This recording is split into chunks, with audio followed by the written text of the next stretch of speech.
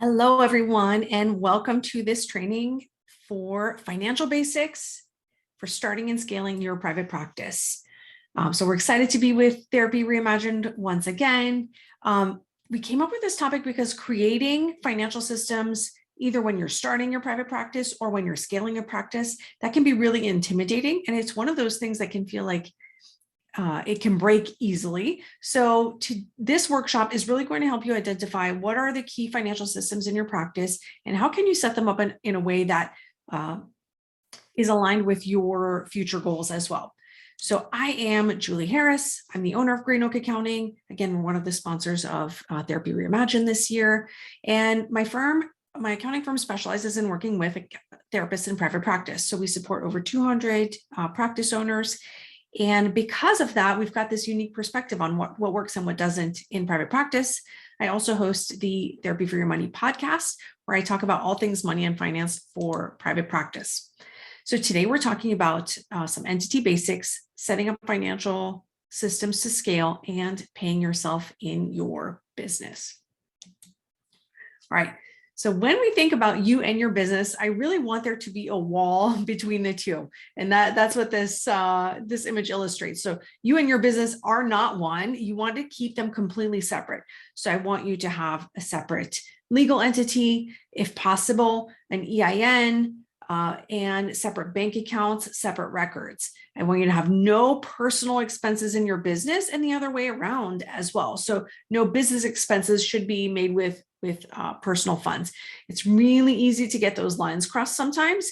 And that is one of the things that can erode some of the legal protection that you have from having a separate legal entity. And I'm not an attorney, so I'll preface this conversation with that. But from an accounting perspective, sometimes we see a lot of things like, oh, well, I get more points on this credit card. So I made this purchase on that credit card. I know you get a little bit more points, but it's really best for you and your business if you keep them completely separate. So getting that done on the front end, either as you start your business or before you scale the business, can really help save you a lot of heartache later. Having that separate bank account, having things completely separate and not commingled, that can really be positive for your business. So in the long run, the longer you wait, the harder it's going to be to really separate the two. So I really encourage you to do that from the very beginning. So when I say I want you to have a separate legal entity, right? There's a legal entity and there's a tax entity. And so that's what we're talking about here. So from a tax perspective, being a sole proprietor, so you doing business as yourself, just with your social security number, or you having a single member LLC, from a tax perspective, those two things are exactly the same. Again, from a tax perspective, having a LLC tax as an S corporation, or a professional corporation tax as an S corp. From a tax perspective, those are exactly the same. From a legal perspective, they are different. And so depending on the state that you live in, you might have different options available to you. So in some states, you might have to have a PLLC. So you decide to have that tax as an S corporation. In some states, you might be required to have a PC, a professional corporation. So that's going to depend on your state and based on licensing, right? So in some states are going to require licensed professionals to have a different legal entity. But from a tax perspective, those are all exactly the same. And then you might also have a partnership or a multi-member LLC. From a legal perspective, those are different. But from a tax perspective, those are exactly the same as well. There are other legal structures like a nonprofit or a C corporation, but those are just a lot more rare in private practice. So we're not talking about those today, but those are options that are available as well, and that might make sense. So when you are setting up the systems in your business, they're being set up whether you're intentional about them or not. So I'd rather you be intentional about what you're doing. And when you look at the next 1, 3, or 5 years, think about where you want to be at that time and set the building blocks right now for where you want to end up. Because when you have unintentional systems, it really feels like you're building a house on quicksand where things are going to break. As soon as one thing breaks, another thing pops up. So you're building the systems no matter what. So I'd rather you be intentional about it rather than have a patchwork of solutions or band-aids that don't necessarily make sense and are often going to be inefficient. So that patchwork usually happens because it's either easy or cheaper to do it in that specific way. But it doesn't necessarily mean that it's the best thing for you long run. So I'll give you lots of examples as we go through.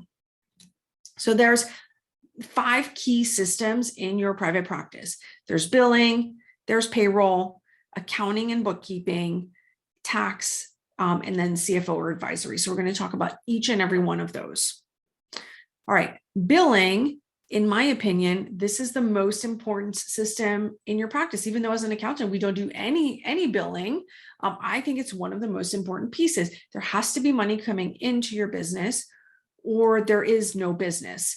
So when I think about billing, I think of, are you billing or processing payments regularly? You may have an insurance based practice or a private pay practice, but are you getting paid on a regular basis? Because it applies for both. If you're an insurance practice, are you billing insurance on a regular basis? Are those claims being submitted? Or are you being held up because notes aren't completed, or you don't have someone who is doing billing on a regular basis? So you kind of do it on Friday night or Saturday morning when you have time.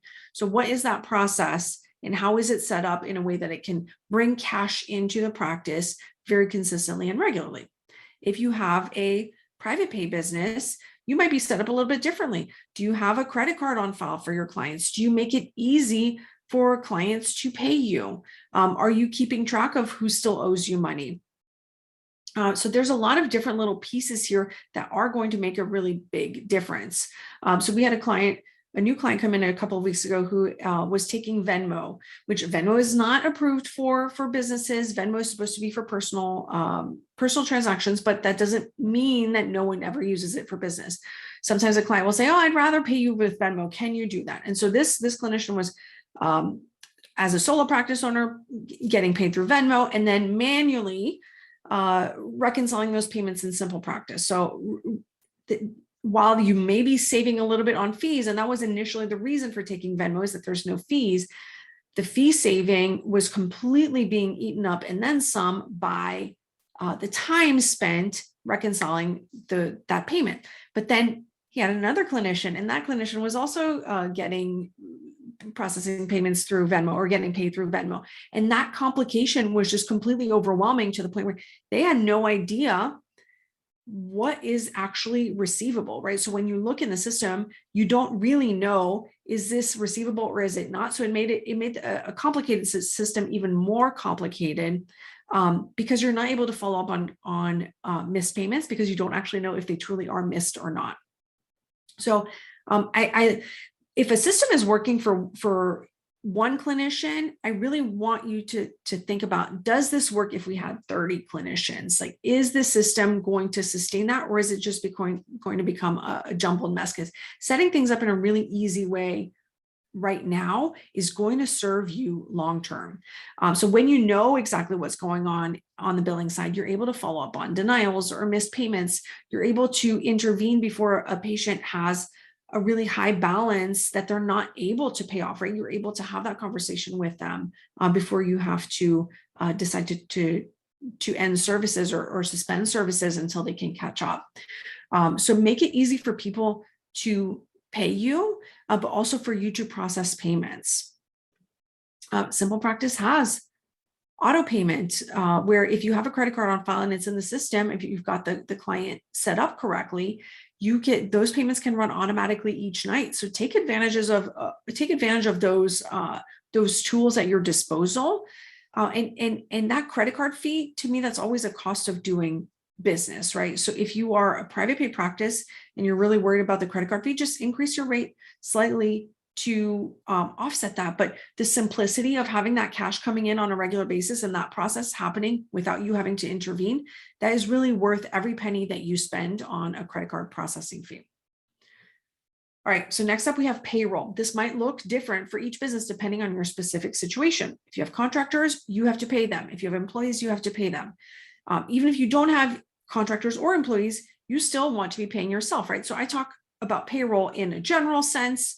How it looks exactly in your business may be a little bit different. So you may or may not be actually running a payroll system, but I do think you need to be intentional in this area as well. So I want you to know how much you, as the owner, need to take home each month so that you can reverse engineer what that looks like to your business. And so we're going to be talking about that in just a little bit as well in more detail. But as far as payroll goes, we often see businesses, the first foray into group practice is the owner gets really busy, hires one part-time contractor. It's really, really easy to pay them by check, but it's often the calculation piece that can be really time consuming. That's what we find most often. So I'd love for you to think about, where do you want to be in 1, 3, or 5 years? If you're going to have 30 clinicians, is your current system sustainable? If it's taking you 30 minutes to calculate payroll for one person, is it going to take you 15 hours to calculate payroll for 30 people? We actually have seen that happen, where payroll is taking a day or more every other week or each month to calculate. And so in that case, there's usually some ways to really simplify that system so that it's not completely overwhelming. I also would love for you to think about, do employees have clarity on how they get paid and what they get paid? So is the system structured in a way to incentivize them to do the things that you want them to do? Like, let's say you're having an issue in your practice where clinicians aren't completing their notes, so you're not able to do billing. Are you able to incentivize them to complete their note, and that's what they get paid on? That may or may not be legal in every state, right? So I always am going to recommend that you have an employment attorney when you have team members, so that you can run these specifics by them. But if you're able to, you could pay at the time where a claim is submitted, or even at the time where you receive the payment. So you can put in incentives at that point in time, so that your team member knows exactly what they have to do, but you're incentivizing them to do the things that you need them to do for cash just to keep coming into the practice. I highly, highly recommend, if you're running payroll, that you use a payroll system, at least for your employees, possibly for your contractors as well. They're going to take care of all of the withholding of taxes, remitting of taxes, especially on time remitting of taxes, and they're going to file all the reports for you as well. Also, they'll file W-2s and 1099s for you at the end of the year. I personally use and love Gusto. That is our preferred vendor for payroll, because they impound the funds, so they will take the tax funds out at the same time as you run payroll, which I think is a good thing, because that means you can't accidentally spend those funds on something else. Paying the IRS, paying the state tax authorities, super, super critical to make those payments. Those should never be optional. So getting those payments on time is really great. And on the rare occasion where Gusto does make a mistake, which does happen, it happens in any company, right? But they are really good about helping you correct those mistakes as well. So I do highly recommend them.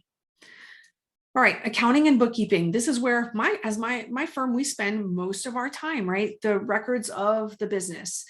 This is probably also the most boring piece for most practice owners.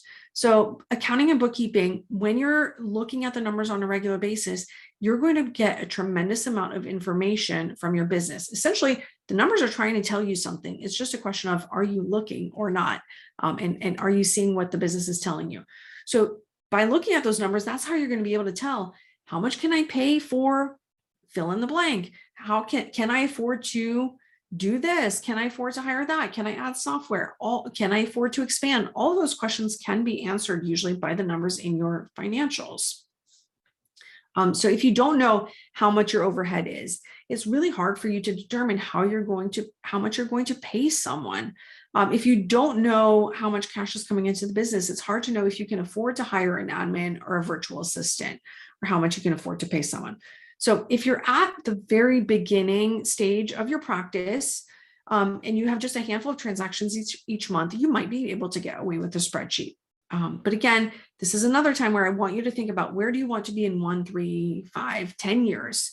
A spreadsheet can be good and it's free, but it's not going to run reports for you, right? If you're advancing in Excel, you might be running a pivot table and you might be able to finagle something, but in using an accounting software like QuickBooks Online, which is my recommendation, you're going to be able to slice and dice that information in a lot of different ways, and you're going to be able to get a lot of insight into what's going on in your business.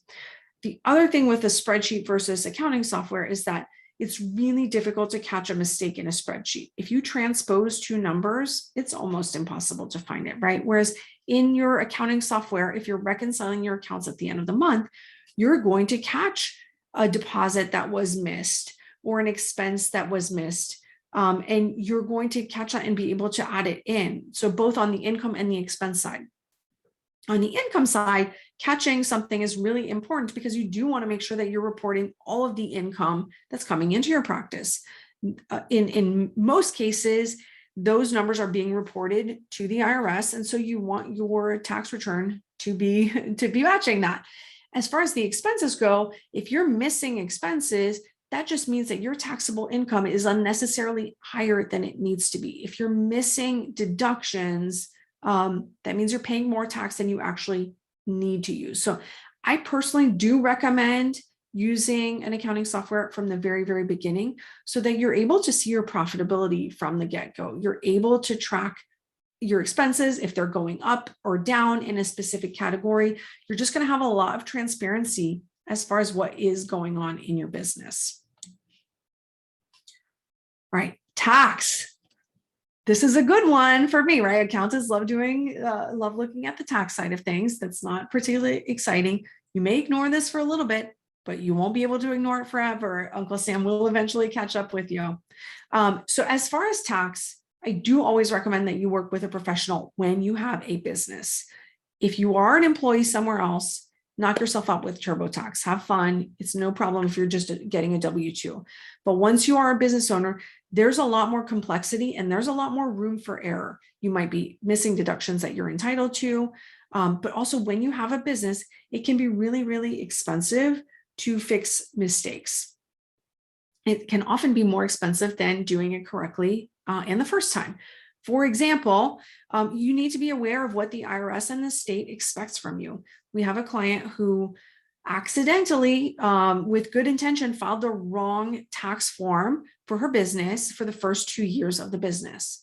And that was unintentional, but the reality is the IRS expects you to use a certain amount of caution, and just I didn't know is not a good excuse. So that mistake ended up costing the IRS assessed $2,400 penalties per year.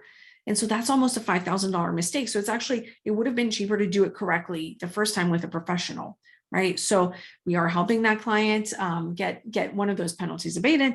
But right, these are the kinds of things that can happen when you're not sure. Another item that happens, another question that comes up often is, should I have an S corp, or my friend said I should be an S corp, so I did it. Sometimes that doesn't actually make sense from a financial perspective. It's not always a slam dunk to do that. There are specific states where especially that does not make sense. So being able to look at the tax repercussions with a professional is always going to be a good idea. You want to be making sure that you're filing what is expected and filing it on time, or filing it with an extension, right? Some business tax returns, like a partnership return and S corp return, are due on March 15th. They're not due in April. So we've seen that happen often, where a first-time business owner says, "Oh, well, I didn't realize it was due March 15th." The IRS does not care if you knew it or not. They just expect you, if you have this entity, you should know when your return is due. So again, working with a professional is going to help you just be able to stay on top of that.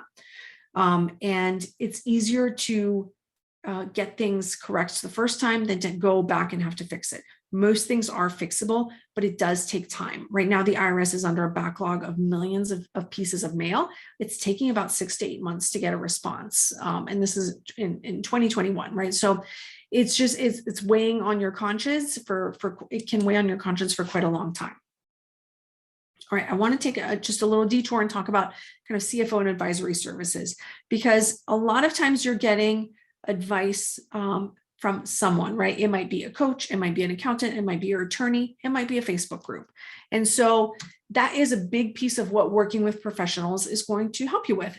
It's going to make sure that you are you have reliable financial information. It's going to help you in your decision making. So a lot of times you are thinking about something that might feel big, right? Like, I want to invest in this program, or I think I need to be spending X dollars a month on Google ads.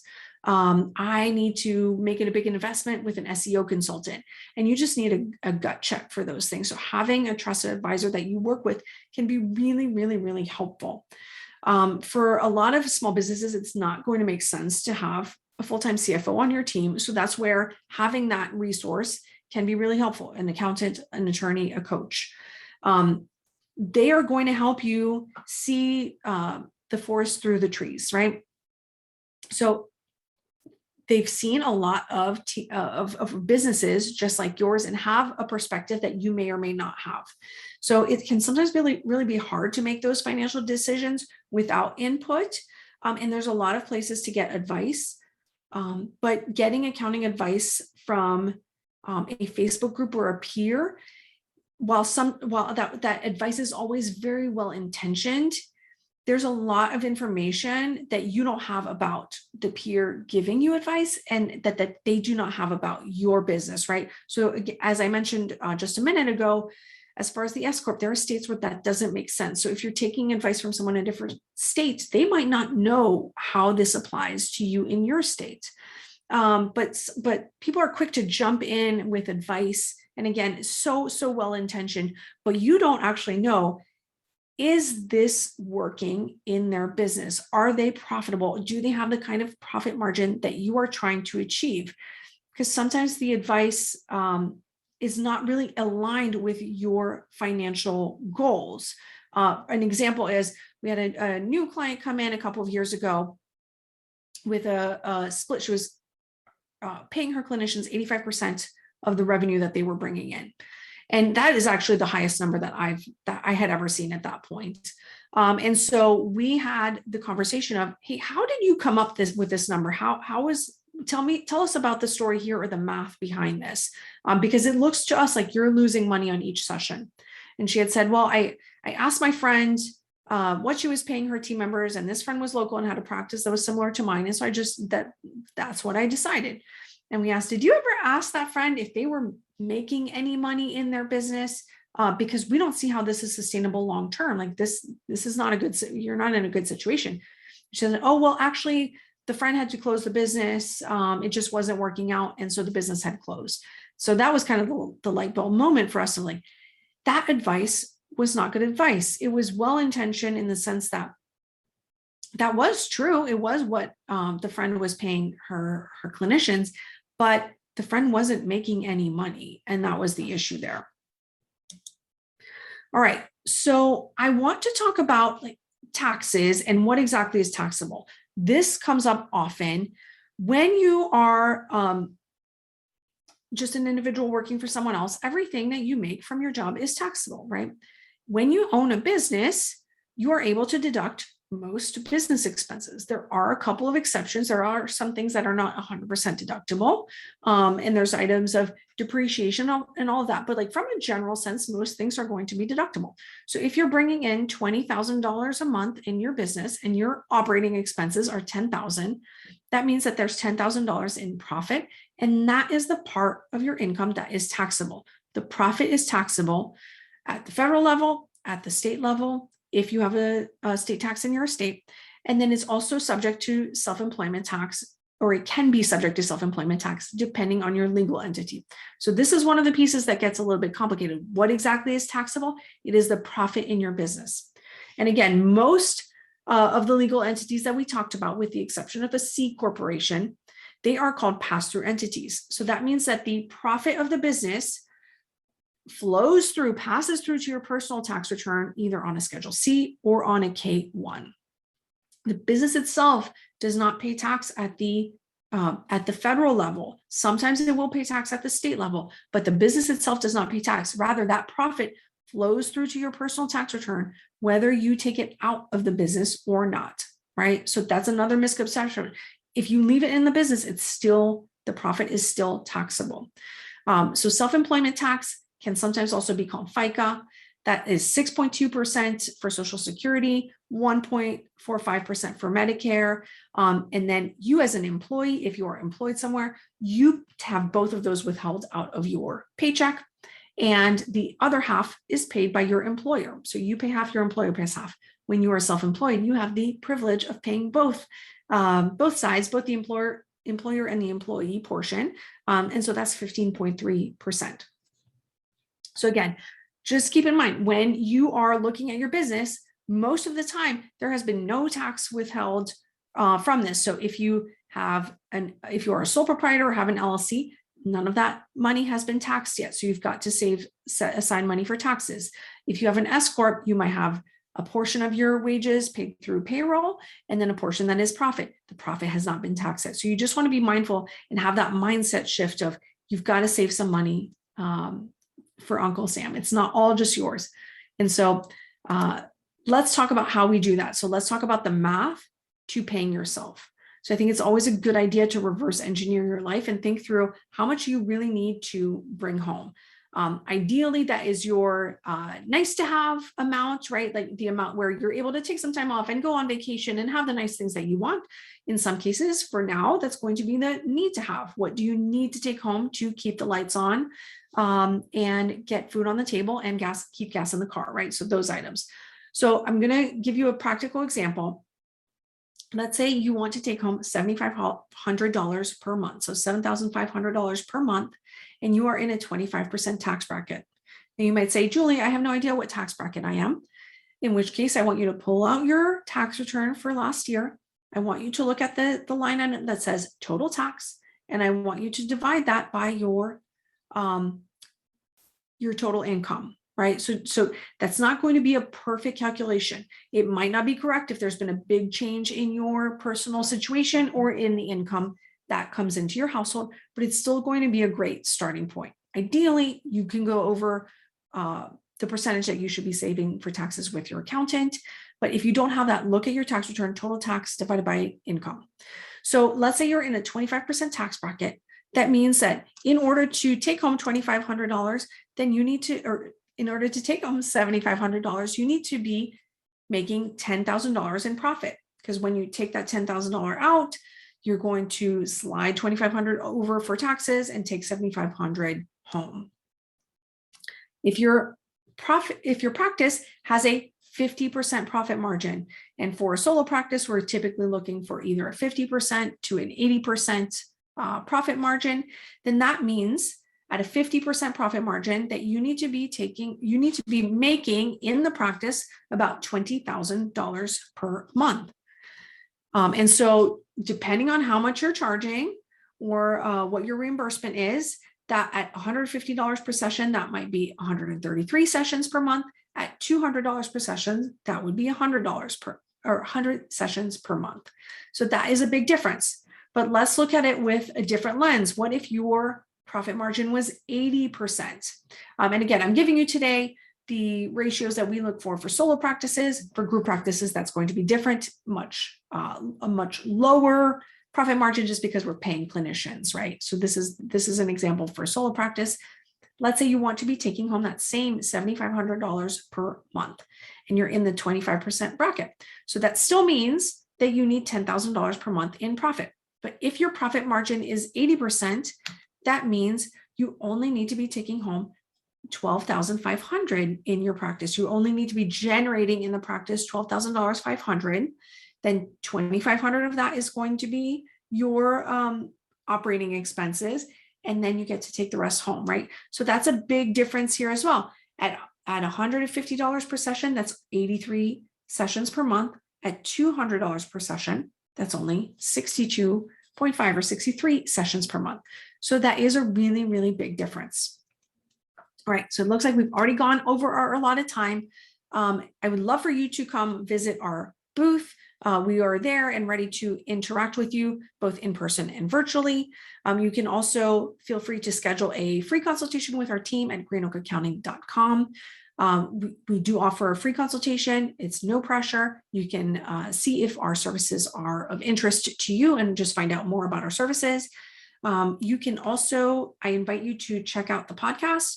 We talk about a lot of topics that are super relevant specifically for private practice. We talk about compensation. We talk about planning for taxes. We talk about planning an exit of your business and how to value your practice. We talk about various ways to market. There's a lot of different topics. So I invite you to check that out at therapyforyourmoney.com. All right. Thanks for having me, everyone. And I hope you have a wonderful, wonderful day.